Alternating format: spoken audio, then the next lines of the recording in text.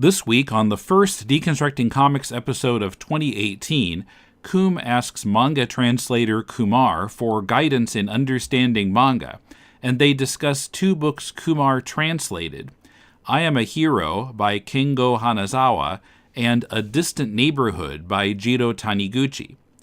First, just a reminder that you can help this podcast by making your Amazon purchases via deconstructingcomics.com/Amazon and make that your bookmark for future purchases.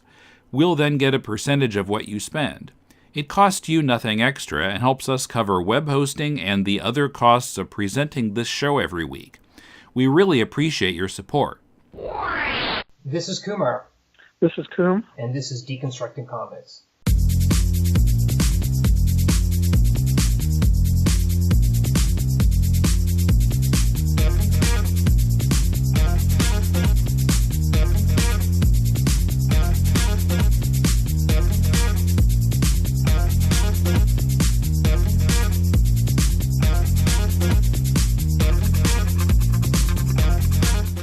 Welcome to Deconstructing Comics. This is Kumar in Melbourne and Koom in Toronto, and today we're going to talk about two books that I translated, A Distant Neighborhood by Jiro Taniguchi and I Am a Hero 1 through 3 by Kengo Hanazawa. And this was your idea. You wanted to record a chat about these, Koom, so do you want to explain justify yourself?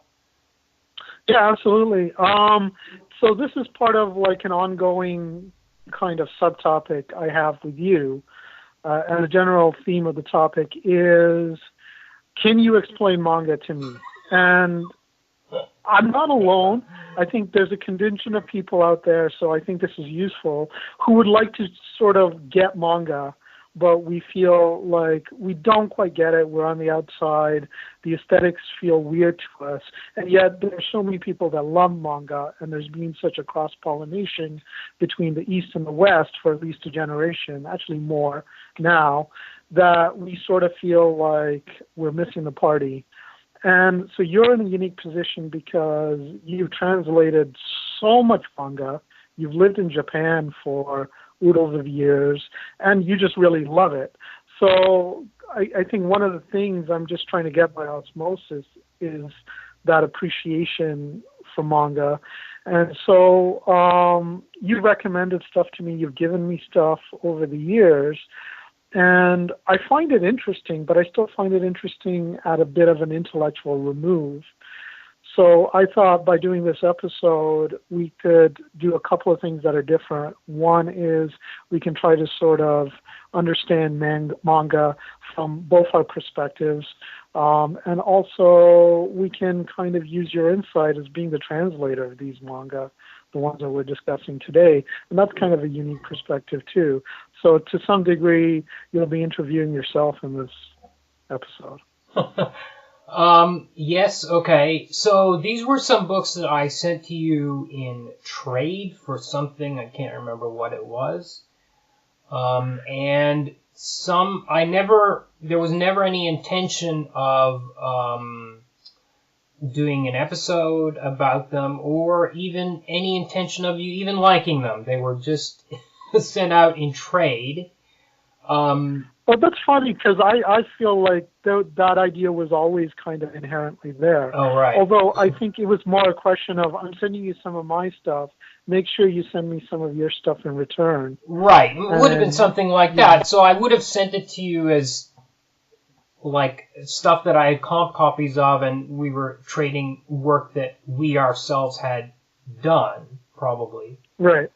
Right. But I would never... I mean, this is a conversation I never have. I do not engage with people that want to be convinced that manga is good or anything.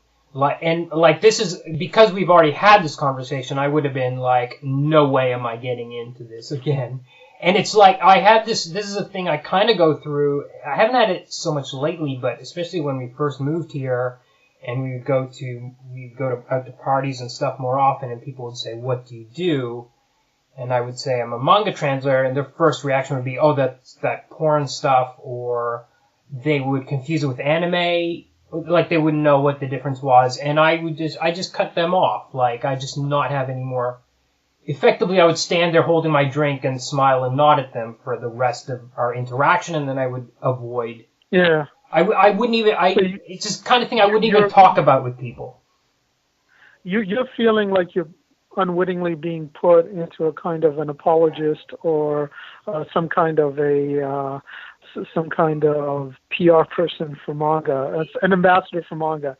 And it's worse. It's worse than that, because first I have to defend it. So it's not even a promotional, it's not even a PR role. It's like, okay, now I have to defend this attack, or I have to correct your ignorance. And I mean, it's a pop culture ignorance. It doesn't really matter hugely. But it's still a tedious thing, especially for an introvert like me. And, I'd rather just not talk about, and it got to the stage where I just not talk about my job with people. I just avoid talking about what I do if possible. So when sorry, go ahead. Yeah, but I mean, the difference is that right now you're talking to someone and you will be listened to by people very soon who are listening to this episode who like comics and who are open to comics. And the thing is, I'm not asking you, nor is anybody listening to the podcast, asking you to apologize for manga. We're kind of trying to get an insight into why you love manga, what was your experience translating these manga, and let's actually get to the manga themselves. Because I remember once saying to you, well, I was having a longer time than usual finishing A Distant Neighborhood, and I was just kind of talking about the fact that there was various things going on in my life, and I was finding it to get back. You took that as immediately that I didn't like it, which wasn't the case, and I think you kind of already got your defenses up. But I don't see it that way at all. I don't see it as I don't like it. I don't see it as a case for a kind of sparring over it. I see it as this is really fascinating. And it's sort of like looking at something from an alien perspective, myself being the alien perspective. And so it's really interesting, Well, I want to have... Sorry, go ahead. I was just going to say, you have the virtue of being able to see from both perspectives, as both a Westerner and an Easterner, given how many years you lived in Japan. I don't. Right. So it might just be tedious to you. That's all, tedious. I was going to say that the defensiveness came up earlier when I listened to your interview with Paul Gravatt, and you were speaking about these manga in very hesitant, I'm not really into it terms, and that was months and months ago, and back then, immediately I was filled with dread, like, oh my god, I'm gonna have to defend these manga in this episode. And it's like, this is not... No. If anything, I'm ignorant. But you gotta keep in mind, too, that I was saying that with Paul, who's like a manga enthusiast. He was putting together his Mangasia festival, and so I just tend to be very open and not quite blunt, but kind of, fairly open about what I feel as opposed to guarded or hesitant. And so I just trust that since you and I are friends, that you'll just take that as kind of like a casual observation rather than some kind of criticism. But more than anything, I take that from a point of view as in, like, I'm not steeped in the culture. I am ignorant of it. I don't invalidate it. It's kind of like if I visit Berlin and I'm like, this is interesting, but it's kind of weird to me because I'm so unfamiliar with German culture. I visited Berlin in the summer, so that's why this springs to mind. So this is kind of novel, but it's kind of interesting. It's not a bad experience. It's just kind of, uniquely odd. And having you as somebody to talk to about it is extremely rich and valuable to me, which is why I try to keep on having the conversation. I don't see it as, but at the same time, you certainly wouldn't want me to just say, oh, this is great, and just nod my stuff and be like, yeah, thanks, man. I'm so glad that, I read this. You would want me to honestly talk about my reaction to it, wouldn't you?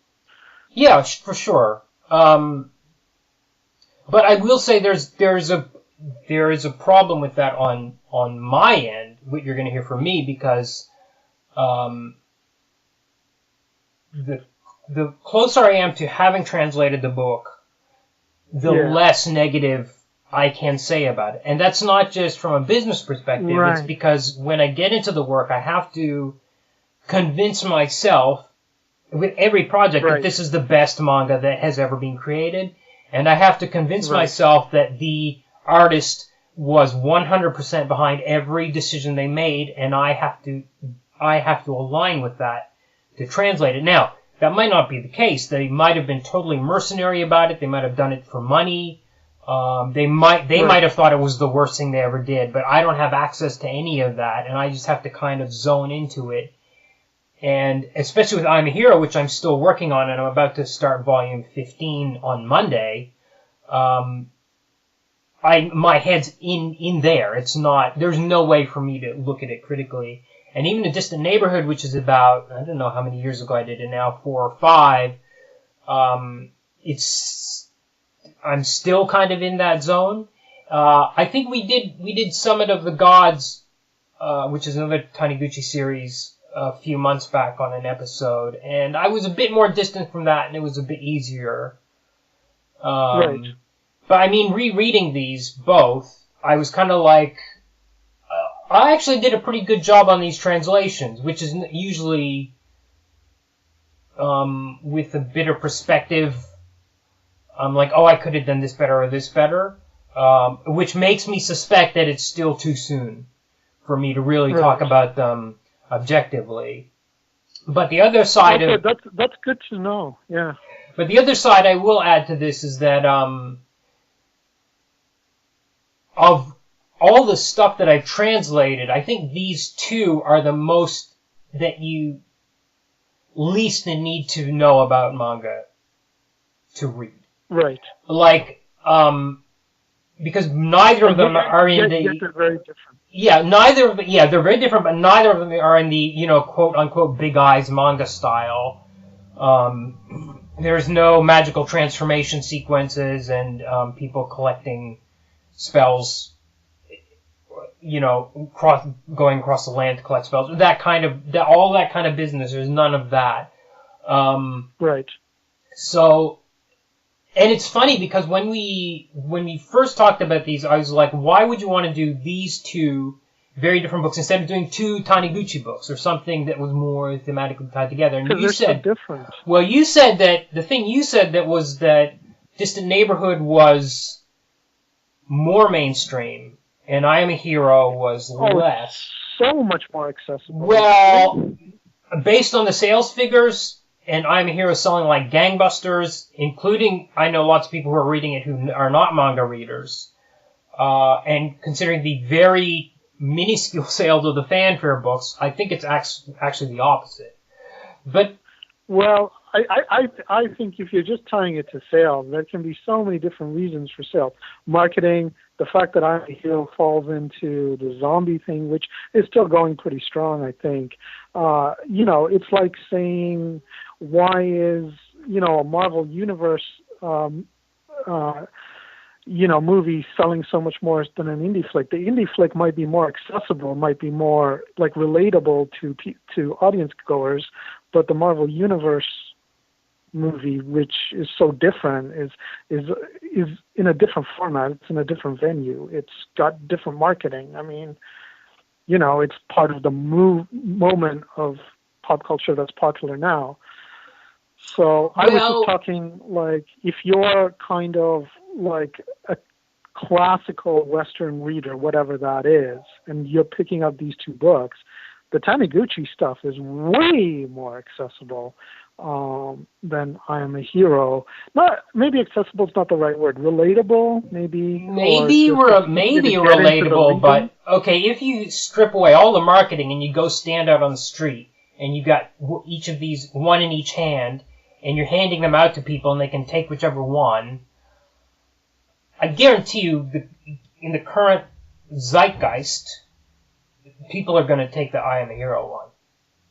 But that's got to do with popularity. I'm not talking about popularity. I have no clue about which one's more popular. I know nothing about manga and its sales and who's reading it and so on, right? That's why it's great to talk to you. But I'm just talking about it's kind of like Kurosawa, right? People said that Kurosawa was the most Western of the Japanese directors. And they also use that as a justification for his popularity. But I don't think that's entirely true. It's just the fact that because he was influenced by John Ford and, he'd seen more Western stuff, I think, and was incorporating some of that into his work, and I think that's Taniguchi as well. I'm going to twist your argument against you. I'm going to abuse it and say that Taniguchi this book especially is very much more like Ozu, and Ozu was the least definitely like Ozu. I agree with you. Ozu was the least like the Western directors. Ozu. And I think, but overall, I have a hero, which is sort of like, it's not really like Takashi Miyake, but it's, you know what I mean? Like it's crazy. It's got its own. It is crazy. Kind of okay, Taniguchi doesn't have that. I'll go on one other nitpicky thing with this, which is that I think, especially in a distant neighborhood, is about nostalgia for a very specific era and type of town in Japan in 1963. And it's very specific. Sure. And I think I'm a hero when there's a more of a generic, I think there's some aspects of the main character that are more identifiable with people. Like, especially if you're a comic book reader and you spend most of your time at home or something like that, where you're a virtual shut-in, identifying with this guy who thinks he's great but is really a man-child, is almost more accessible than the idea of this town in 1963, if you know what I mean. Yeah, no, fair enough. I mean, I think we should talk about the story. Yes. Well, which one do you want to start with first? Let's start with I'm a Hero. Okay. All right. Do you want to talk about it and okay. set up the premise? So the premise, it's a manga artist, and he's an assistant. He had a serial, but it failed, and he's gone back to being an assistant. And he's like much of these artists, they spend all their time indoors, whatever. And so this zombie virus starts to spread. It's a slow burn at the beginning, but then it starts to kind of get wild and out of control, and so he flees Tokyo just to get away from people where there's more of a risk of infection or being attacked. Now, he has an advantage that he owns after his girlfriend has gotten it, and after people he works with have gotten it. Yeah. Right. So he flees. Now, the advantage he has is that he has a rifle, which nobody in Japan has, but he has a target shooting license, so he owns this gun. But he's a very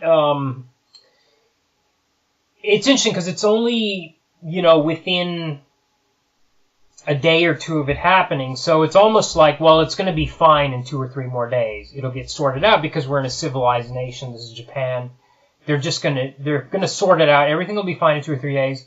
And he's avoiding breaking laws, any laws. Like, he follows the letter of the law as much as possible, especially regarding his gun. So he won't let anybody touch it or anything. He doesn't even want to fire it. He won't take it out in public because that would be breaking the law. Yeah, he doesn't use it very often, which sort of is one of those things that's narratively counterintuitive, once again, maybe from my Western perspective, and can seem frustrating, but yet is kind of interesting because, he doesn't just start. That's kind of what you expect in a zombie thing. Yeah, right? And it's frustrating for the other characters, too, because they're like, fire the gun, shoot the gun, and he won't do it. He just refuses to do it because he'd be breaking the law. And also, they don't really know, within a day or 2 or 3, they feel like the people are dead, but they don't know. Like, they're still walking around and mumbling, talking, and they're like, if it turns out that they're not dead, then we've actually murdered people. So when this whole crisis settles down, we're going to jail. Yeah, so, like, one of the tics that he has is he's constantly thinking about what's right and what's wrong, even after it's obvious. Like, I read 3 volumes that you sent me, but each volume has 2 volumes in one, so technically 6 volumes of this series. And then it takes him, like, forever to, like, kind of switch over into, like, zombie mode, you know, and, like, he's constantly thinking about whether it's right to do what he's doing, and he's thinking about regulations about lifting food from, like, stuff that's obviously being, you know, abandoned and destroyed and whatever. Yeah. And, and then he doesn't seem to, like, he and other people sort of take forever to realize that something is up.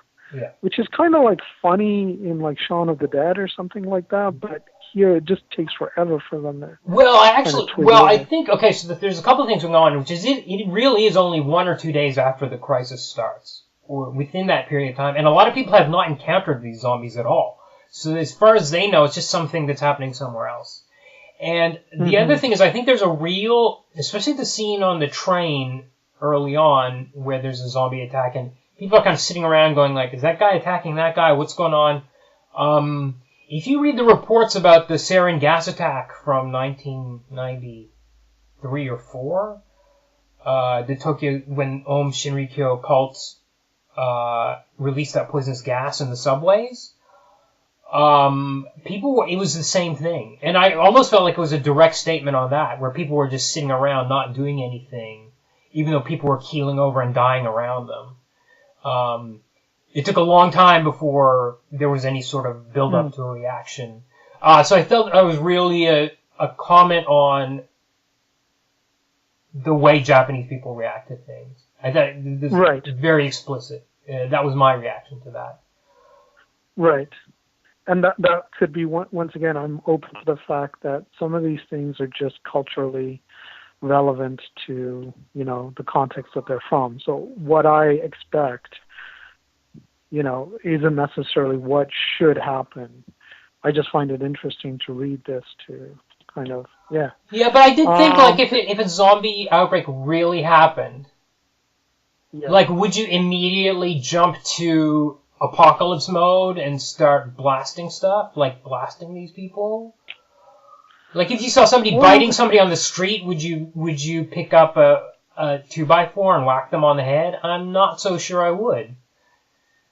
Well, not the first time, but it happens quite a lot. I mean, even, like, they've heard the news reports, they've, you know, like the depictions of these people are grotesque. Like, they got veins popping, they're, like, contorted, they've got blood, you know, like, dripping down. It's visually drawn in such a way to get, like, a strong reaction. Yeah, I agree with that. Yeah, I would agree with that for sure. I thought it's one of the comedy leitmotifs that they take so long to react, rather than it being a realistic depiction of Japanese people and, you know, an example. It's weird because it starts off very grounded in the manga scene. And what I liked about it in the first volume was I thought, oh, this is going to be like an evisceration, kind of like a postmodernist look at the industry that this is coming out of. And it's quite satirical and cynical about how people use the assistants, and it's a very hierarchical structure. And, you know, I mean, for being a fairly neat guy, our protagonist has a very kind of a sexualized view of the world, and, you know, so on. And yet, pretty much after volume 1, which I guess is volume 1 and 2 for me, it kind of leaves that and then becomes more of a zombie kind of thing. So is this a look at Japanese society, or is it not? Is it ultimately? I think it is based on the way. I mean, even everybody kind of following, it's not just him that follows the law. I mean, he's really strict about following the law, but everybody in Japanese culture. I mean, there's a whole thing about Uber failing in Japan, right? And this is because I read an article about this suggesting that the reason that Uber failed in Japan was because Uber kind of is on the line of the law. They're very borderline, and Japanese people were like, well, this might not be so legal. I'm not going to take an Uber. You know what I mean? Really? Japanese people are that, like, I mean, you're saying that people don't find loopholes to try to save money or to save taxes? I mean, what about the fact that everybody accepts that the Yakuza are just part of the society? Well, I mean, but Yakuza are usually dealing with other Yakuza, you know what I mean? Like, you walk around Kabukicho, you see these gangsters on the corners, and it's never a worry, because they don't care about you, they only care about other gangsters. They're like their own subculture. It's not, I remember even when I left Japan in 2004, like, nobody was downloading MP3s.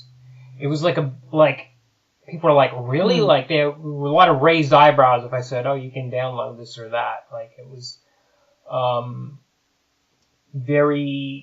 it's a very orderly, bureaucratically organized society.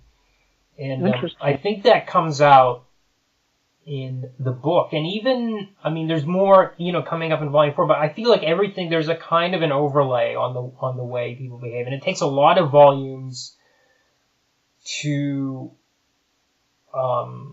that to unravel and for their but even then, I mean, they're just reorganizing into different social clusters. But it takes a lot of time for that to, even by volume 3, there's a lot of arguments where there's a certain kind of a very small subgroup which is arguing that society is going to fall apart and now is our chance to take over. And that majorly comes into play. That becomes the major plot point of the series, really, in a sense. And I will say they try to recruit the hero, but he's very hesitant. Right. Well, that's even just the guy in the temple, but there's all this internet stuff going on, and that builds up. And there's I would say there's not really much more of the manga stuff, but there's an amazing, one of the greatest moments in manga history or any comic history coming up in volume 22, which is a callback to the first volume, to the manga stuff in the first volume. So all I can say is you have to wait for it. Okay. So let me ask you then, like, this I Am a Hero stuff, is that, I'm talking about the violence here and some of the excess and some of the weird stuff that happens. Do you think that's a reaction to Japanese society being so ordered and bureaucratic? Like, people like this manga because it blows some of that repressed stuff open? Or is this just, like, not the actual story and stuff or its particular flavor, but the sort of the general elements? Is that just general fare for kind of a subclass of manga? This is pretty normal fare. I'm going to say it's normal. I'm going to say the level of gore is normal. And it's not something, I mean, there's not a super lot of violence in Japanese culture. When it happens, it's often really over the top, like this guy that beheaded a bus driver. It's a bit like in Canada whenever you hear about our serial killers, and it's always so much worse than anything in the States. And so that, I think there's a lot of that in manga, and I mean, it's part of, and it's always been there, and it's one of the things that attracted us to it. Back in the 80s, it was like Akira was like super violent, and even something like Robotech was way more violent and even bloody than anything else that was on TV at the time. And that was a kid's show, and it's like this Japanese stuff is super violent. And I think even to a certain extent the grotesque monster designs are also the kind of monster designs you see in Japanese culture going all the way back to like the 1800s or 1700s. There's a certain combination of elements that are particularly triggering, like their grotesqueness is like, oh, that's super gross or scary. And there's some, I mean, he goes out of his way. Like there's one zombie that is running hunched over, so when you first see it, it just looks like a head and legs and no arms. No body, just a head with 2 legs coming out of it. And you're like, what the hell is that? And it isn't until you change angles that you see that it's hunched over. So I think he's kind of gone out of his way to find a way to draw the monsters in a way that is, I don't want to say standard or typically creepy for Japanese, but it is kind of in that wheelhouse. Yeah. Well, I think of, like, not that I know a lot about them, but Japanese horror films, and it kind of reminds me a little bit of Japanese horror films, and I do feel it's kind of coming out of something that's there in Japanese culture. And so what's interesting is that Japanese people would lead these very ordered lives, but then they'd read this stuff without, missing a beat kind of thing. Yeah. Like, oh, this is just normal to read on the subway. Yeah, I don't want to analyze and say that it's because, it's an outlet or for... I don't think it's an outlet. I wouldn't describe it as that. I wouldn't jump to that conclusion. So I don't know where the kind of culture of the violence in the literature came from. Yeah.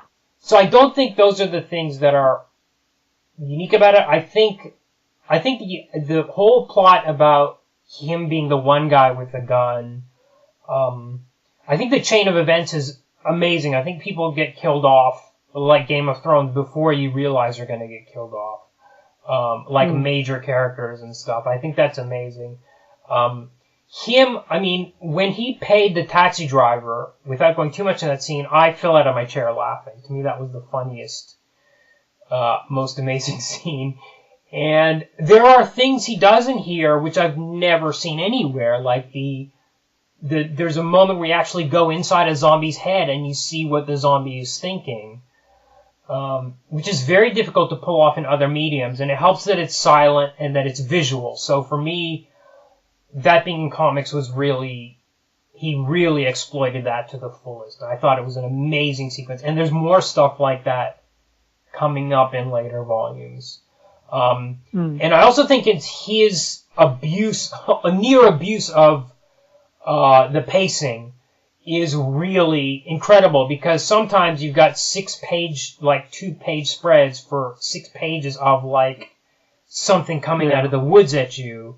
So it's a 1-second sequence, but you're spending 6 pages on it, and I think it's really remarkable. And he does that a few times. That's what I was trying to communicate to Gravette. I didn't see that as negative, but I think maybe you heard it that way. It's hard for me to get used to the pacing.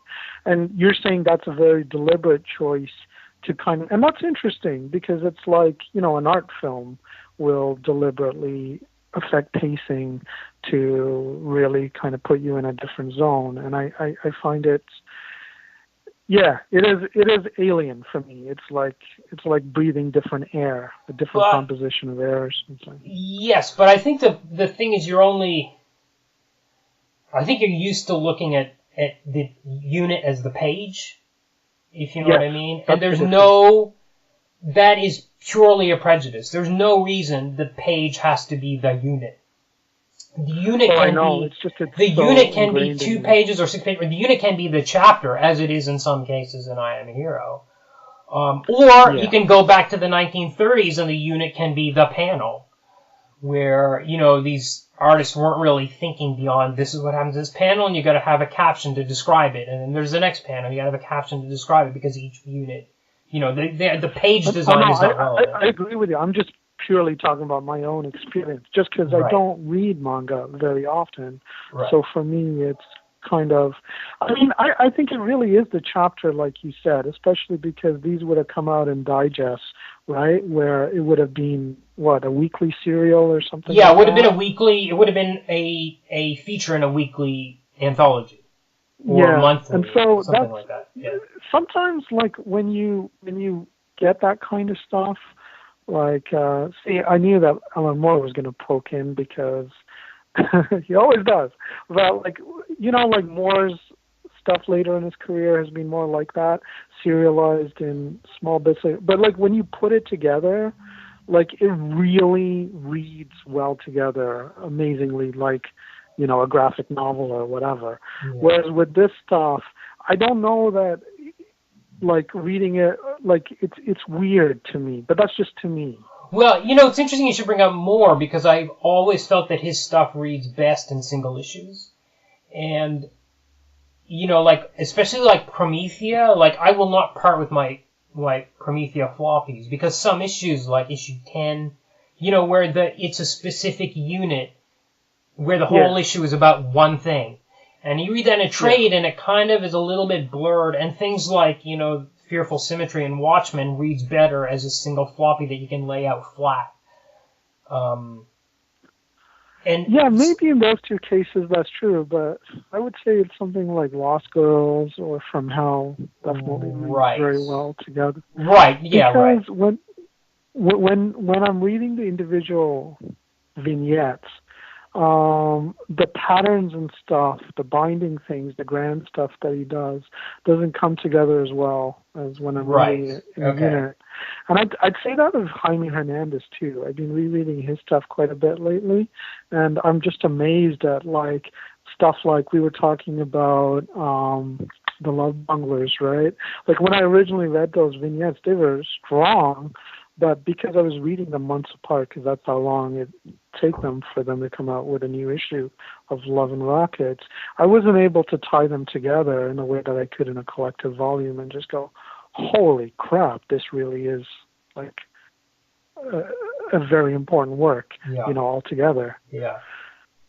I think Guy Hero has an advantage in coming out in these 400-page volumes, because I think I think there's a superstructure to it, and I think it's the larger chunk you can read of it, the better. Right. But anyway, to come back to I Am a Hero, so things I really liked about it were the art.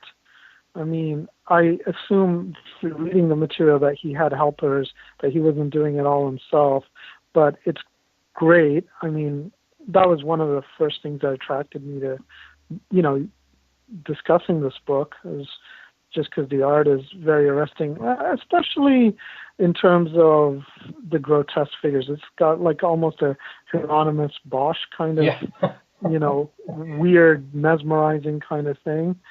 And like, I find the little interactions really interesting. Like for me, after the first volume, I really liked it when the schoolgirl came along. I mean, I did feel a little bit slimy about the sexuality that's attached to her, and we can talk about that later, but just the kind of the interactions between her and our protagonist, because I feel like the protagonist by himself, he doesn't have enough water to sort of like help me identify, like to carry me through the story. Uh-huh.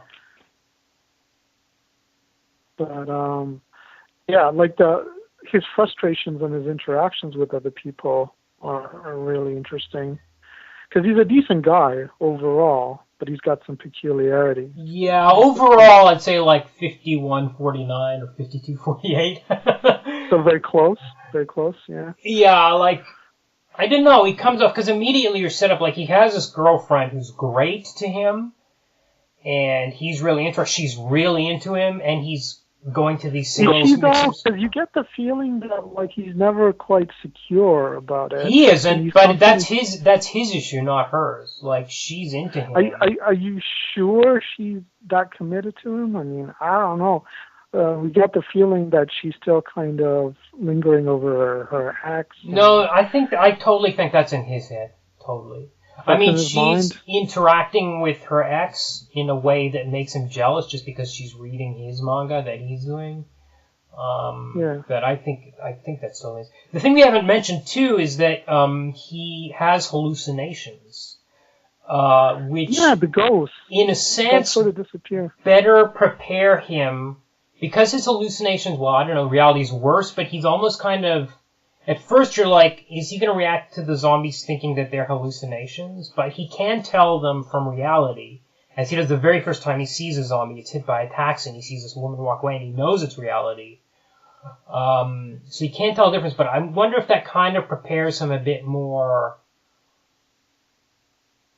for the zombie outbreak.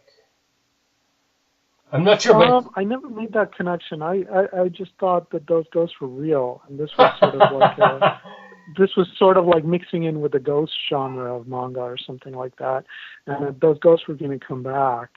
I just assumed that in this universe, the ghosts exist.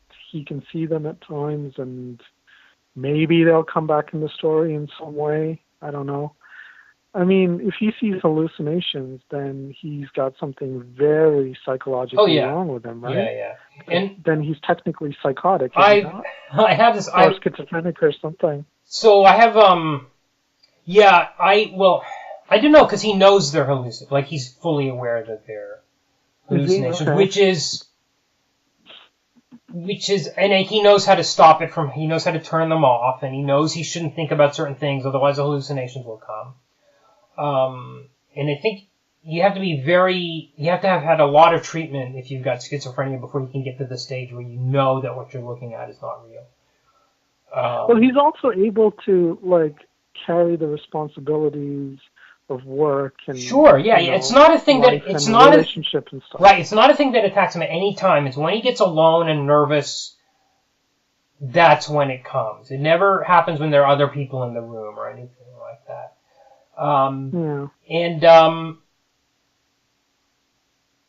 Well, I can't even remember what I was going to say. But I mean, I don't think these things prepare him for the zombie outbreak. No, you're because in a sense, yeah. He takes forever to react, and he's constantly fumbling and so on and so on. He's a kind of a nebbish character, and that's not that unfamiliar to comic book readers, I'm guessing, on either side of the globe, because comic book reader, I mean, from Peter Parker to you name it, there have been characters who have been created to sort of identify with the nerd, because the idea is that I think the nerd is pretty prevalent among comic book readers, and then they can then, right? So do you think that's what's happening here, or is it something else? Because he has quirks that I think make it difficult for one to identify with him. I don't know. Yeah, it is. I know, I think you're right. I think the series is a lot about his progression from Hideo to becoming a hero. By the end of it, he's kind of there. By the end of what will be volume 11 or 12.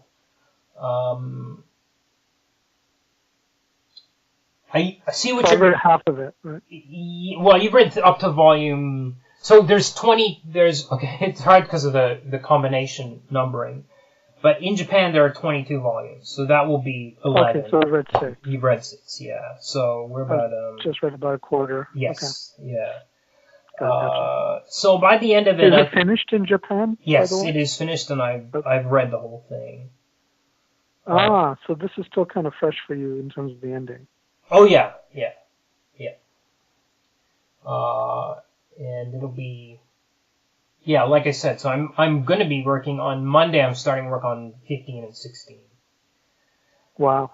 Yeah. So and I think has it changed for you over the time, or does it still very much feel like what you read at the beginning is in line with what you're reading and translating? There's stuff like that, like the scene we talked about where we go inside the zombie's head. To me, blew me away, and still does every time. And there is stuff like that happens all the time, and it amazes me. And also, I'm always amazed by, and it's you don't really get a sense of it in the first 3 volumes that we've got here, or 6, or whatever you want to call it. But there are you end up going into lots of side stories with other characters in other places before they end up coming together. But you'll get like a whole volume of people that are unrelated to these characters, or a whole volume and a half or whatever before we come back, and then finally these guys end up meeting, etc. And there's stuff the whole way through, and the ending for me, there's throwbacks to Volume 1 that were just like, just narratively masterful. And well, let me ask you then. Do you think that was planned, or do you think that the creators were finding that as they went along? It's so perfect that I feel like he planned it. But at the same time, there are certain elements that are like, this is a bit, maybe he didn't plan this because there aren't seeds of it. We don't really see the seeds of it earlier. They're very vague. Actually, rereading these two volumes, I saw one line, which was one hint of something to come later on. But even so, there were certain bits that I was like, oh, this, maybe he just came upon this idea and he put it in there. But there are other things like that. It's like, I don't know, sometimes as a creator you have a stroke of genius and you're like, I know how I can finish this off by tying it into Volume 1, this certain thing, this plot thread that was here. But it's just it's just balancing on that seesaw so perfectly that it's hard to imagine that it was a last minute idea. And also these things, in Japanese manga, their editors are always in the face of the authors. And they always have to submit these thumbnail drafts and get them approved and go over the plot and get all that kind of stuff. Has to go through a very rigorous, or at least painful process of approvals with the editor before it goes out to the world. So, even when you're successful as... Oh, yeah. Even Tezuka was having his stuff, had to have his thumbnails approved before. Oh, I see. That's interesting. Yeah. So once again, going back to that thing about following the rules and Japanese society, well, they button down even in... Yeah, but in that case, I think it's more about they have developed a system in which they know how to produce quality product, or at least the quality of product that the readers want, on a weekly or monthly schedule, and they know how to, they stick to that schedule, and And yet, based on what I read in I Am a Hero, they're working kind of around the clock to do this. Yes. They're sort of going without sleep, they're drinking and staying up all night. So that must exact a toll. And can you, guarantee consistency of quality and story? I think it's a job of the editors to guarantee consistency and quality. I think that's why they're cracking the whip. But yeah, if you look at a manga artist's schedule, just Google that stuff. It's mental, the amount of work they do. It's often like the amount of work you see from Japanese office workers, where they go in and work 12, 16-hour days or whatever at certain companies. Yeah. It's not much different, except that they're drawing comics.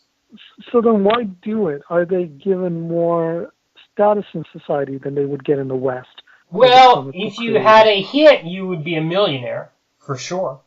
So there's money reward. Oh, okay. If. But, Hideo himself is fantasizing about all the money he will get if he lands a serial. But, of course, he's not making any money, because he's an assistant. And his own, the serial he did have sold nothing, and is forgotten. There's an episode where they go to the bar, and they're sort of like, that's all they talk about. They just talk about being successful at manga with women or whatever they buy drinks for and so on. But I just didn't know if that was within the world of the manga artist, that it was such a big deal, or whether as a whole, here, if you were to say that you were like an artist on X-Men or whatever, people might go, oh, that's kind of cool. But it's only people like Stan Lee who get venerated big time. And we all know Stan Lee's in the news, but we won't go there. It's kind of a, I don't know. It's kind of a very different thing here, I think. It's not like being an actor in a Marvel movie. It's like, no, you would be, no, but It's interesting because the artists are superstar artists in Japan. There are lots of manga superstars. And that's because more people as a whole are reading manga. Yeah, and for sure, and the industry is gigantic there. So that's almost the equivalent of the Hollywood actors. Although, they wouldn't be recognized for the most part. Most of them wouldn't be on the street.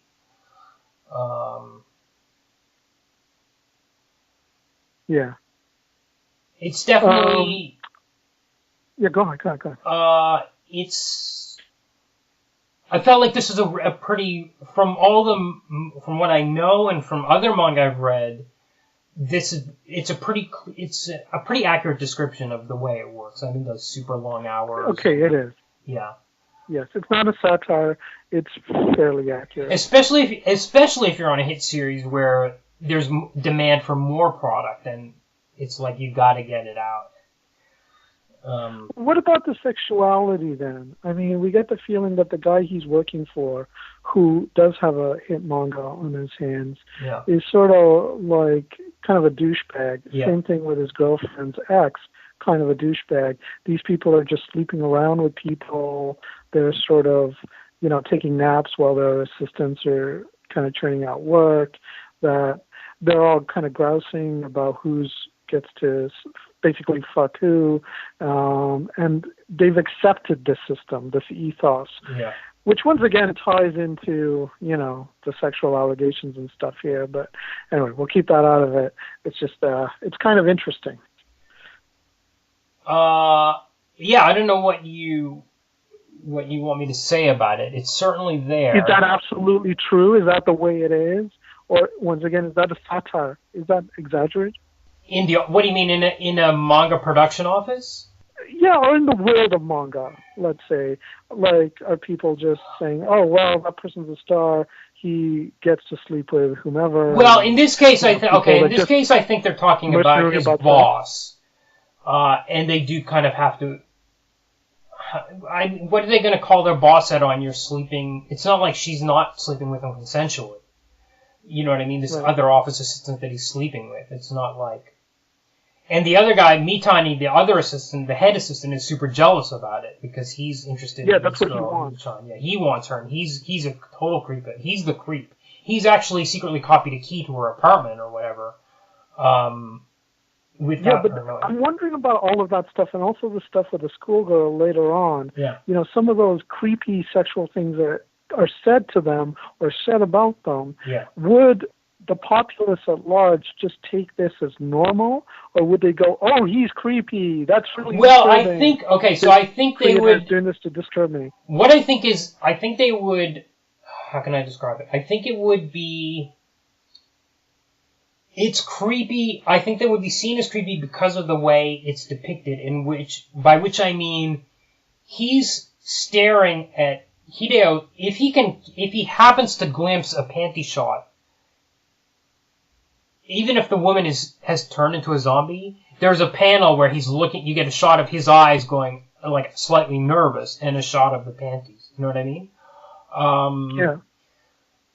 I think that would be seen as, absolutely, I think that's 100% like, we're in a zombie crisis, what is this guy thinking about? Like, why, he can't, he's unable to, he can't not think about it, if you know what I mean. His eyes can't not wander there. No matter what the situation is. Right. And I think the way that... And it's meant to be funny, and it is kind of funny, but at the same time, it's a little kind of disturbing. Yeah, and I think that's totally the intention, is it for it to be somewhat disturbing, because otherwise you would not get the shot of his face. It would just be the shot of the panties. You know what I'm saying? Which is what they call fan service. If you get a crotch shot... with no context, that's fan service. And that's fan service. And that's the author putting that in there because the author wants to titillate the audience. Whereas here, there's no titillation. It's like, how could this possibly be titillating? Like, why is he looking at this? And that's why the reaction shot is in there, I think, for sure. What about the stuff with the schoolgirl? Like, once again, that's one of those stereotypes about Japanese manga, Japanese anime that you kind of cringe about. And yet, here, I'm not totally sure, because, I mean, she does have a strong personality, a strong enough personality that she bounces off Hideo. Yes. And he's constantly nervous about people making jokes about, oh, is this your girlfriend? Because he seems to, kind of be entertaining, at least subconsciously, the possibility that they might hook up and so on and so on. And he's, he lost his girlfriend hours earlier, really. I think my feeling is that, as I said at the start, he's a man-child, and I think my interpretation of it is that because he's such a shut-in and immature, he is entertaining this notion of, he's met this attractive 16-year-old, and it's kind of in the back of his mind that something could happen because it's two of them together, and he kind of sees himself as a hero, but then at the same time he realizes what a weakling he is, and he's unable to, it never occurs to him, or it occurs to him, but he is unable to give her his shoes when she loses a shoe, which is what would have been the chivalrous thing to do. Like, he doesn't have, there's none of that in his personality. All I can say is keep reading. Because there are various ebbs and flows in that, relating to that relationship, and a sort of triangle, which maybe is not a triangle, and all sorts of other stuff that happens as the story progresses. Okay, so some of that stuff does build. Oh, yeah. The only thing... So go on. I was going to say it is a major through line. It does come up, yes. The only thing I would say about, he's a shut-in and he's awkward and all of that, and he's a man-child. But I think some of the sensibility of the comic also has that man-child vibe. And that's where I'm not so sure that the author himself is able to kind of objectively see that and critique it. He's like, just in general, the tone or whatever, or the attitude in terms of conversation, it never really shows you like more mature people talking or more sensitive people talking or whatever. It's always got that crass adolescent kind of sensibility, which I don't mind, I guess, if that's the intent. It's just I'm not so sure how aware the author is there. Well, if you're reading this series looking for intellectuals, you're not gonna find them. In fact, it's almost established. I don't mean intellectuals, but more sensitivity or more, I think. It's interesting because there's a scene when the outbreak really, it's starting to happen, and Mitani is like, well, this is the end of the world, but we're going to be okay. The people that are going to be dead first are anybody that's socially well-adjusted, because they're out there hanging out with people, and they're going to get infected. Whereas we stay in our homes, we're not going to get infected, so we're going to be the new order. We are the new world order. All those people are going to be dead first. So it's almost like it's established right in Volume 1. Only the fringe dwellers are going to be left. And the people that survive they survive by luck because they weren't in a populated place. Even then they almost, the only reason Hiromi has survived is because she was on a school trip out to the woods, this kind of school camp kind of thing. Her classmates were infected, but she wasn't. So, maybe because she wasn't. She was on the fringe of those classmates. That's right, and she was out in the woods when they started attacking each other, right? So she didn't get bitten. But she's kind of more, quote unquote, at least normal. I find it easier. I mean, she's become a zombie by the end of the part I've read, but she's more normal than Hideo, and she's easier for me to kind of invest myself in as a reader, whereas everybody else, including the adult guy that they've sort of been driving around with, there's something just creepy about them. Or I mean, one of my favorite things is when they were in the taxi, and then there's that couple, and they're having an affair, right? Yeah. And the symptom kind of starts making them just repeat the same things again and again. that would be part of their sort of, and it's just, you despise them, but it's kind of, I don't know, it is kind of satirical, and I like that. It's kind of like, have you ever seen Pontypool? No. It's an odd zombie flick, Okay. but it's not zombies as you'd think of them, kind of like this isn't zombies as you'd think of them. And it's Canadian, believe it or not, by Bruce McDonald, if you know that director. Okay, yeah. And then it's got something more to do with language. Like, it's the language that gets corrupted. Right. Kind of like it does in I Am a Hero. And then I think it's through language that somehow it gets transmitted. I'm not really sure about that. I'd have to watch it again. And I think there's been a sequel, too, that's been done as well. But anyway, yeah, so it's interesting. I mean, I hope you don't think that I'm just criticizing it. I'm just trying to get my handle around it. Right. Trying to get a handle on it, I should say. Trying to get my hands around it. But yeah, no, I mean, obviously you're a big fan and you're quite geared in, and it must be good to be translating something that you do feel strongly about. Oh, right? it's definitely the best thing I've done in 10 years, I'd say. Yeah. Oh, really? Yeah, It's the best. Yeah. Of everything you've ever translated. The favorite things I've done, yeah. There was a series I did very early on called Eden, It's an Endless World, and that unfortunately got canceled before it reached the end, and I thought that was magnificent. That this is the most fun I have translating. It's a joy to get back to it every few months. Do you have any contact with the writer? No, I've never had any. I met once at San Diego. I met the author of one of the manga series I translated, but otherwise never. Yeah, and aren't you tempted at all? I mean, or would that like contravene the? There's no way to. There's no way to get a hold of them, and obviously you know what their schedules are like, so you don't really have time to be hanging around chatting with translators from 15 different languages. But you would think it might help sometimes, and given how strongly you feel about it, it seems like this one would be a natural fit. For me, yes, but for him, what would he... Like I said, it would just be an intrusion. It wouldn't help in any way. And, despite, as well as it's selling, it's peanuts compared to the millions of copies that are selling in Japan. So. Oh, okay. So the sales of it in North America, despite its popularity, is not bringing in significant. It would bring in money, but enough that the accountants would care and the company would not say no to money. But I mean, if you're a manga artist who's making millions, I don't see why somebody, the U.S. market, if they make them $10,000, I don't know. I'm just making up figures, but. And I guess looking at the actual amount of text, and like you said, it's not, in your words, it's not intellectual.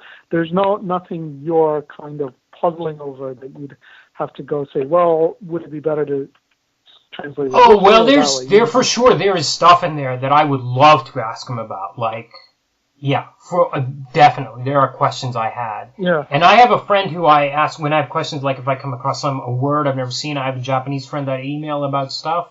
And we often have conversations about, like, do you think he's physiologically has some form of insanity and all this sort of stuff. And sometimes we're trying to puzzle through stuff too, like why did this guy do this, or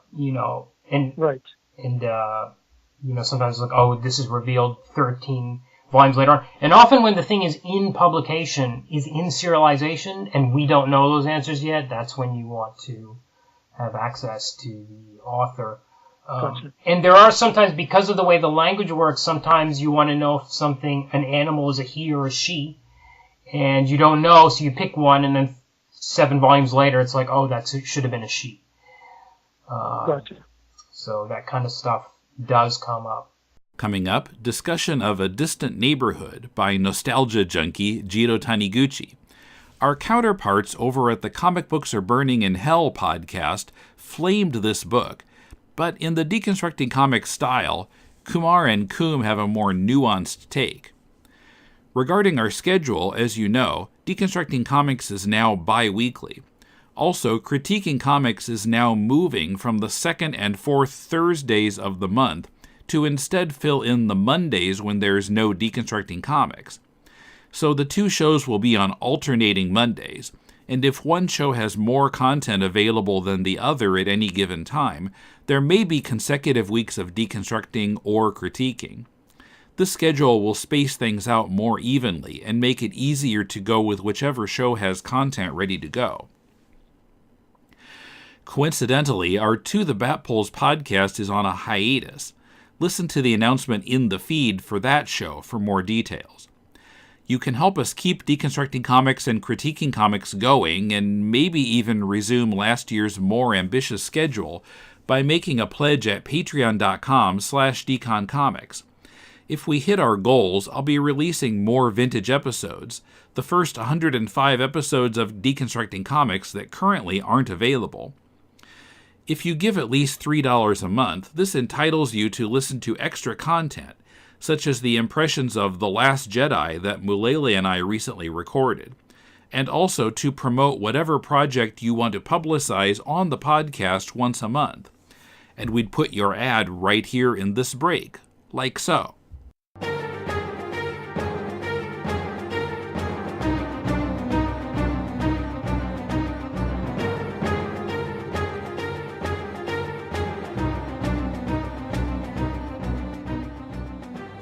Are you willing to follow me on a journey and risk getting lost in a swirling maze of past ages, protected only by our red indestructible capes as we break through the final unexplored realm of the time barrier to explore the fantastic Silver Age adventures of the world's greatest hero, Superman? If so, join me each week on the Superman Fan Podcast, as together we'll follow the Man of Steel, his cousin Supergirl, and his closest friends, Perry White, Lois Lane, Jimmy Olsen, Lana Lang, Batman and Robin, and others in Superman's never-ending quest to defend truth and justice in the pages of Action Comics, Superman, World's Finest Comics, Superman's pal Jimmy Olsen, and Superman's girlfriend Lois Lane. Go to the supermanfanpodcast.blogspot.com, available on iTunes and most other podcast aggregators. You can also follow the podcast on Facebook, Twitter, Tumblr, Medium, Flipboard, and Stitcher. And after you listen, feel free to send email to supermanfanpodcast@gmail.com. And unless you request otherwise, I look forward to reading your comments on future episodes. And don't forget to wear your red indestructible cape, standard safety equipment for traveling through the time barrier. Shall we switch over Yes. to A Distant Neighborhood by Jiro Taniguchi? Yeah, sure. So this was a book that was during the recent Taniguchi Memorial episode on Comic Books Are Burning in Hell. They totally ripped this one a new asshole. They hated this one. He passed away recently. I think it was in February, yeah. And they ripped this one? Yeah, so they did a whole retrospective of his career, and this one they really hated. Because it's very... Okay, so the premise is almost exactly the same as Peggy Sue Got Married. This guy basically, this guy. I knew it was similar to other stuff, but right. So it's a time travel story. This guy goes to this guy, middle-aged man. Accident. He's on a business trip to Kyoto from Tokyo. He's in Kyoto. He's heading back. He's hungover. He gets on the wrong train. He ends up at his old hometown where he grew up. He goes to visit his mother's grave. He falls asleep, so he gets dizzy. This butterfly appears, flutters down. And when he wakes up, he's 14 years old again, and he's back in the past, and he gets to relive that year. The year that his father left home, left his family with no word. He didn't even say he was going out for cigarettes. He just went out, never came back from a business trip. And he gets to relive that year, and then at the end, he goes back to the grave, the butterfly appears again, and he wakes up, he's middle-aged again, and it's almost, there's no reason for the time travel. It's the magic butterfly, much as it, whatever there was in Peggy Sue, where she just fell asleep and she was a kid again. Or she was in her adult body, but she was back in the past. Similar thing. I mean, the good thing about this is that I was able to read the whole thing. It's in 2 volumes collected into one hardcover volume you got sent to me. So I can look at the whole story as a whole. There is no real reason for the time travel. We can talk about whether the time travel actually happens or whether it's a dream.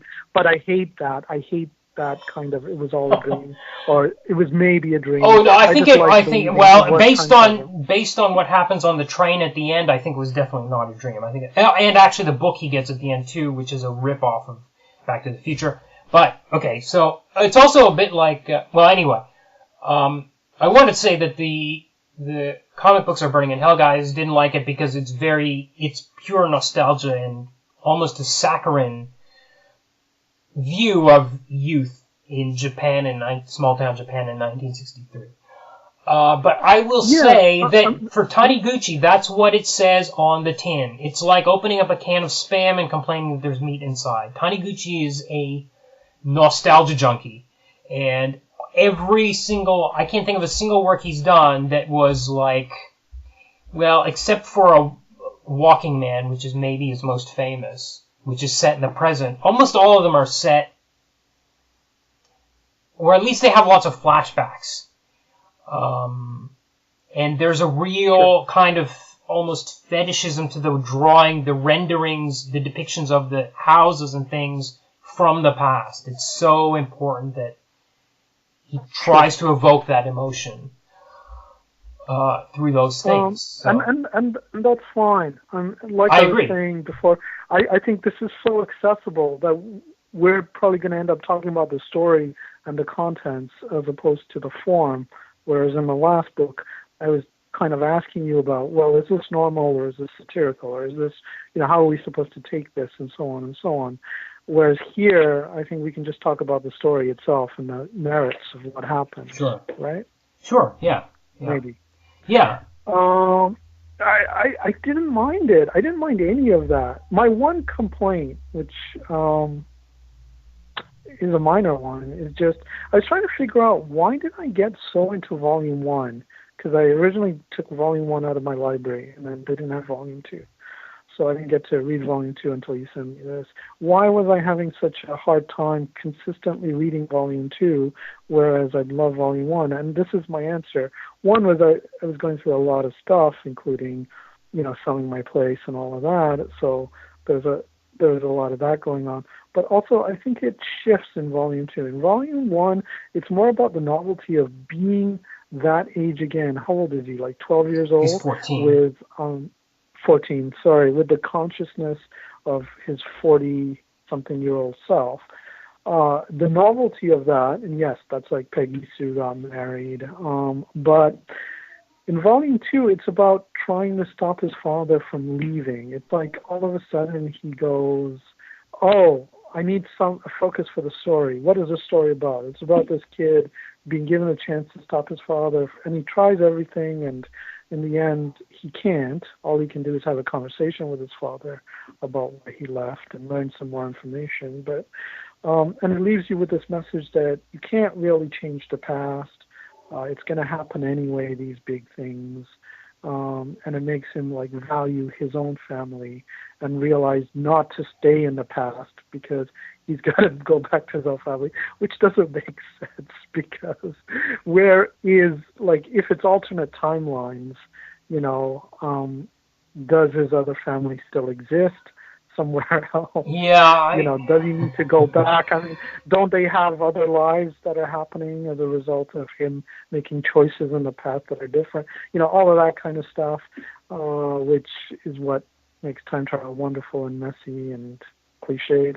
But, that was my frustration. My frustration was it was much more interesting to have him just deal with the odd things like, what should I say? What shouldn't I say? I have knowledge and skills I didn't have before. I have, I can do things. And that's more interesting.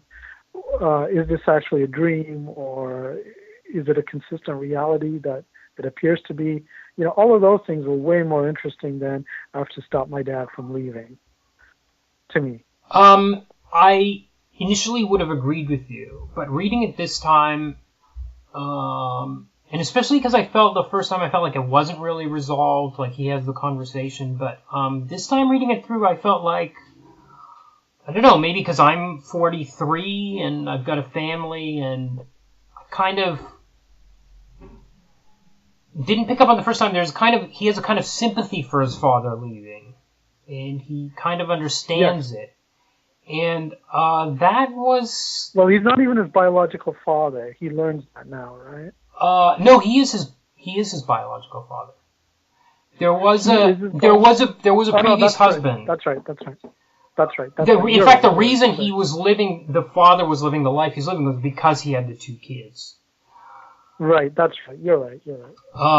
Well, he seems to love the mom, and they were going to move away before the mom's mother got sick. Right. That kind of, so the father's been kind of living this alternate timeline himself, where he ended up, after the war, he came back and he ended up kind of out of, almost chivalrous duty, marrying this widowed woman and starting a life. And, he ended up because of her mother getting sick and them having kids, he ended up in this 15-year alternate timeline, which is not the timeline I guess he ever envisioned for himself. Maybe he did envision himself with wife and kids, but he just kind of ended up being shuttled into this stream. And he felt like there was something else out there, and it's kind of, without spoiling a whole lot of it, it involves this other childhood friend he had, this woman who's now sick as well. I have to say I loved all that stuff, and I found that it was actually the antidote to what might be considered saccharine or nostalgic about it. It was like the human heart of it. Because that first stuff, when he's 14-year-old, it's kind of fun, and it's interesting how Taniguchi treats the time travel, and when he's thinking about time travel and what happens if I do this and that, because one of the amazing things about Taniguchi is he writes everything as if it's never been written before. And it's not like we haven't seen this in 100 different places, but he comes into it like it's the most original, like nobody's ever thought of it. It's almost like as if my dad... Do you think that's a failing, or are you saying that's a... No, I like it. It's like if my dad tried to write a time travel story, almost, and it would be like kind of full of these cliches, but it would be really sincere without him realizing it. And it's almost like... Yeah, there is a sincerity to There's nothing... It doesn't feel like it's mercenary, like, hey, I'm going to write a time travel story for money. It's like he genuinely... It's genuinely new to him, to his writing. It's like... So I find that there's that human side of it is... I think it balances out the...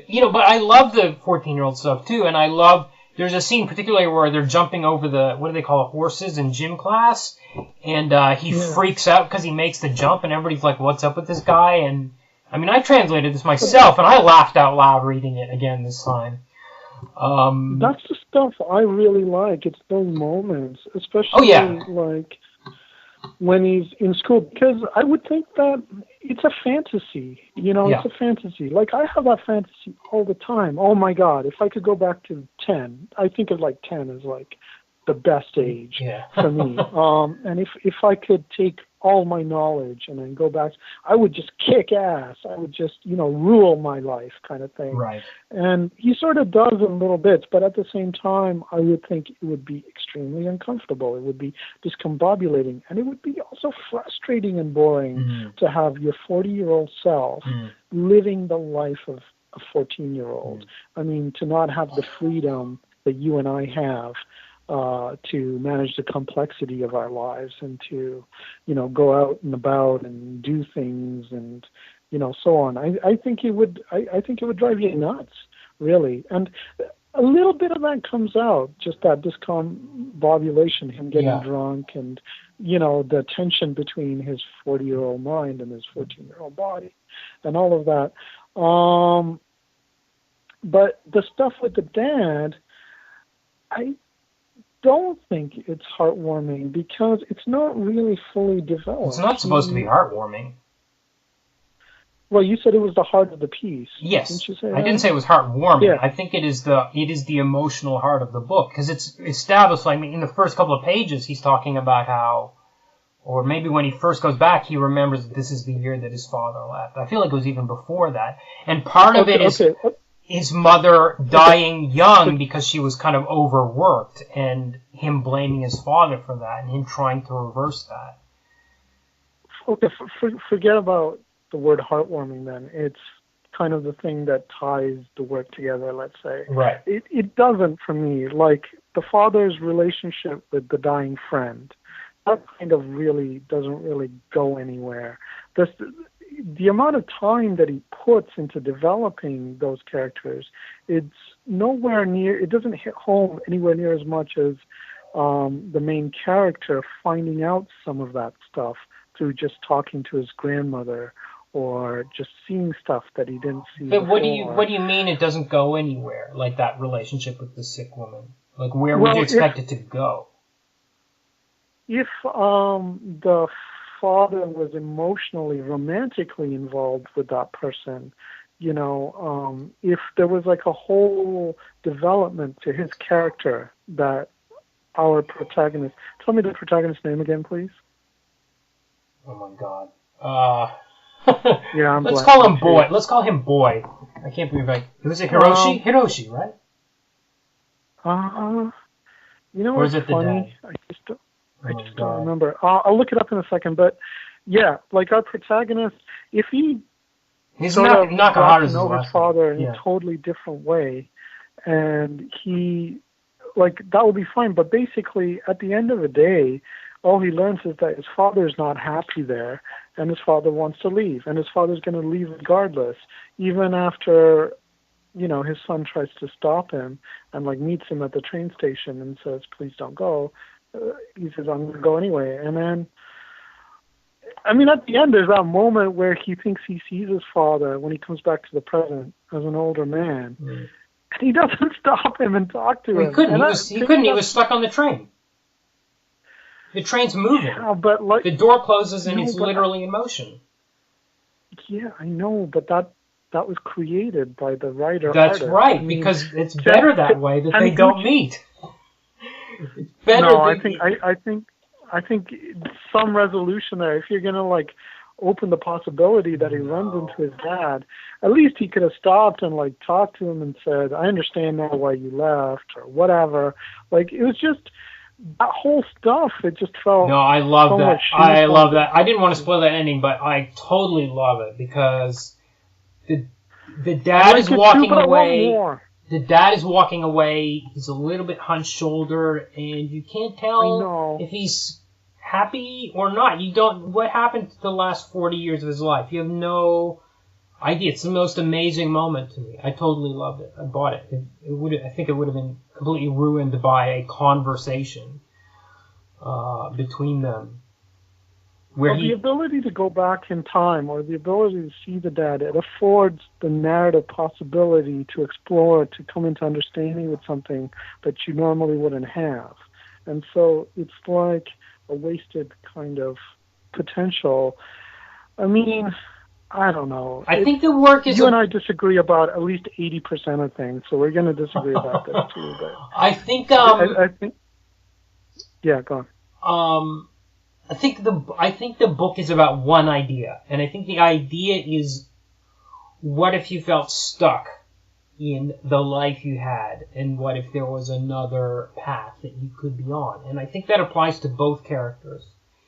And I don't think it's the thesis of the book to explore anything else about that except that one idea. And the fact is, he had a conversation with his father. If he meets his father again 34 years later, what's the point? They already had the conversation. What's he going to say to him? You know what I mean? I don't think there's anything to be gained. What did you end up doing with your life? How did it turn out? Do you No, this is why the reason it works so well is because we don't know what he did with his life. We don't know if he was happy or not. We have the ultimate mystery. Like, what if Hiroshi had stayed with that girl? What if he hadn't come back to the present and married her instead of the life he's got now with these two daughters? and his current wife. It's like, we don't know what the answer to that is, and we don't know. I love the possibility that he changed to a different track. He changed to the track of his own the father changed to the track of his own choosing, and it was the wrong choice. He was unhappy out of it. I find that totally an amazing, powerful thing. Yeah, his name is Hiroshi. Thanks for remembering that. Okay, with the girl too, it's kind of creepy because he falls in love with her, where he didn't before. She was always just a distant classmate in his thing, and this potential. But the thing is, he's a 40-year-old. There's yes, but and it's weird because you really have to wonder what would that experience be like, right? Because it could be a fantasy, but then if it were to happen, would it feel right? Because much of your feelings and even your thoughts, I think, come from the working of your body, your hormones and your biochemistry and stuff like that. So if you've got the mentality of a 40-something-year-old person in the body of a 14-year-old, could you be satisfied being attracted to a 14-year-old mentally?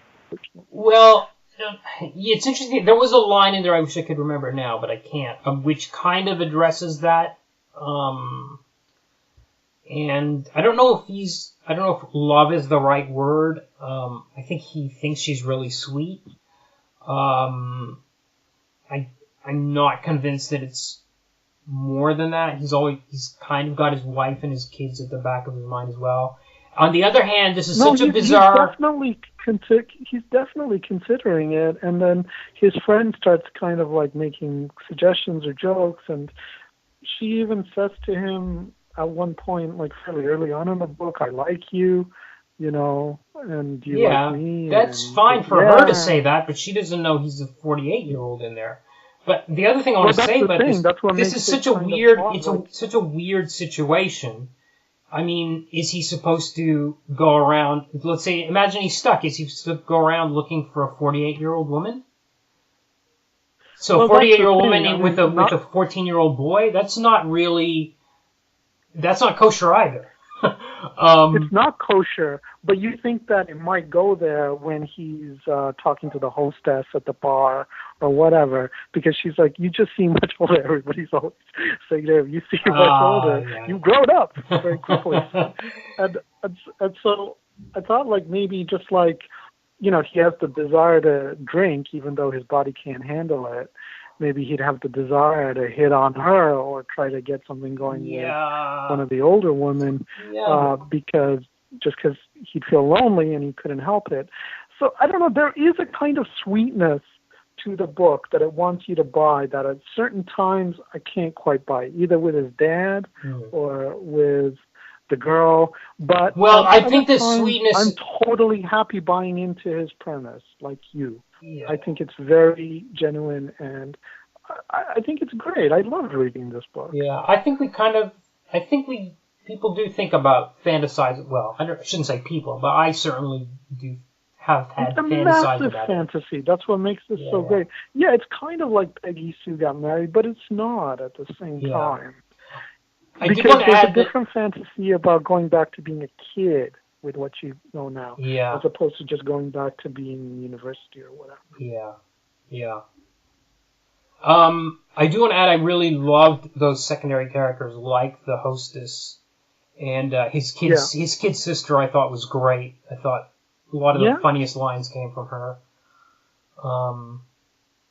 And I all think of them are great. His friend, who's a writer, is great. Yeah, I think. Bully's great. I think all those secondary characters are really great. I think that's kind of where all the real nostalgia elements of the book are, and those scenes of him eating dinner with his family around the table, and those kinds of things, and even the depiction, like I said before, the depictions of the town and the attention and detail put into the buildings and streets and street lights and all those kinds of things are. And it's interesting to me because I really, despite what I said at the very beginning of the episode, it even made me feel nostalgic for that kind of Japan. I mean, if you go way out into the country, you can kind of see places that are still, like anywhere, you can see places that are still a bit in the past. And, it did certainly feel like that at times. And Yeah. I weirdly did feel a strange nostalgia for 1963 Japan in it somehow. Yeah, well, I feel a nostalgia for the movies, the 60s Sure. Japanese movies Sure. that I so liked when I was younger. And so I do like Taniguchi. I'd like to read more of his stuff.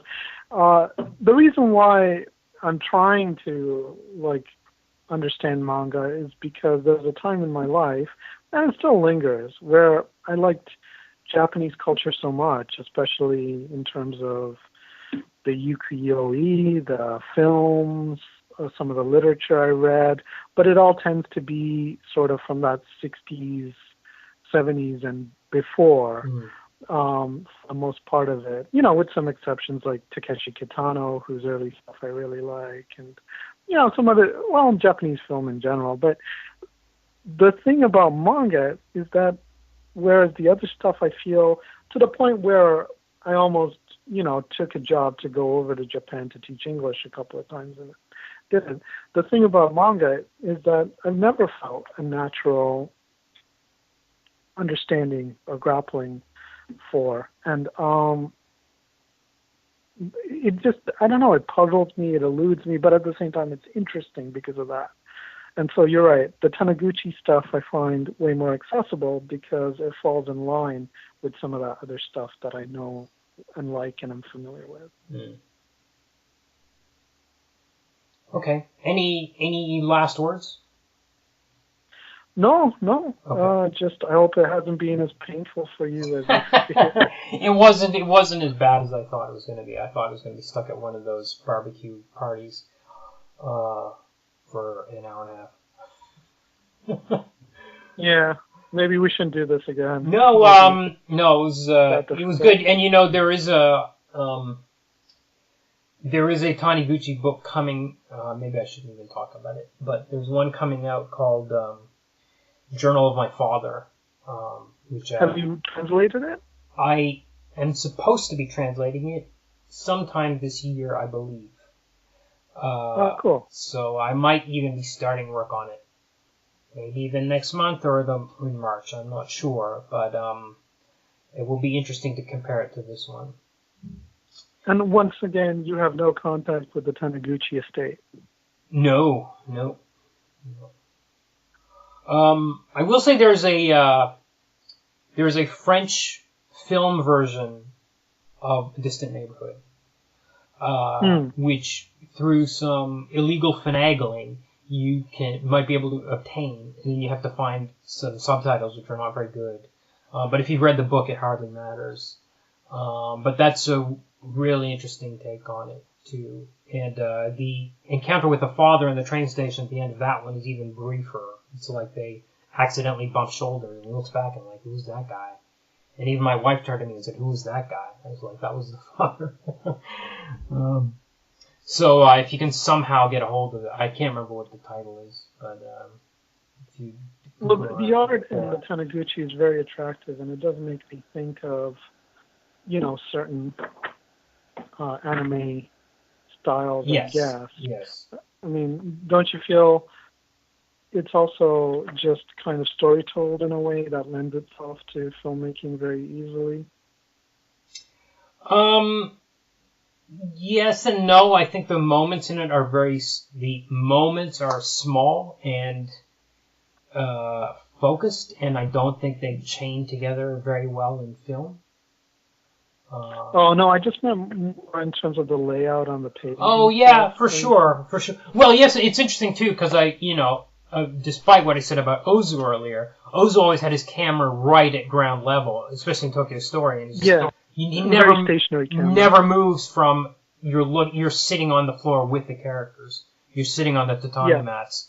And whereas here you've often got this overhead angle looking down.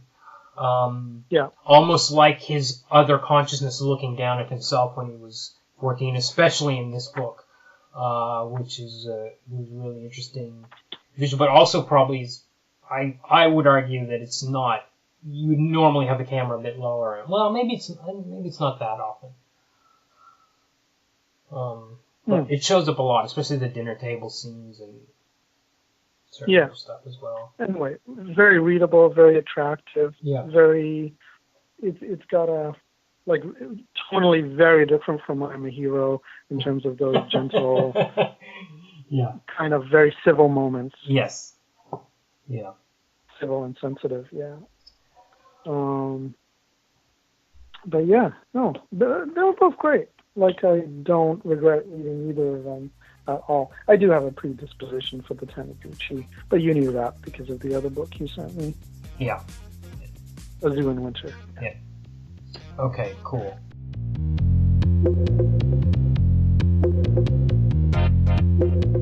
I Am a Hero by Kengo Hanazawa is published by Dark Horse.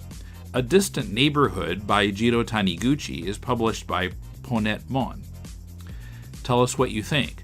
Write us at mail@deconstructingcomics.com, Twitter @deconcomics, like our Facebook page or join our Facebook discussion group.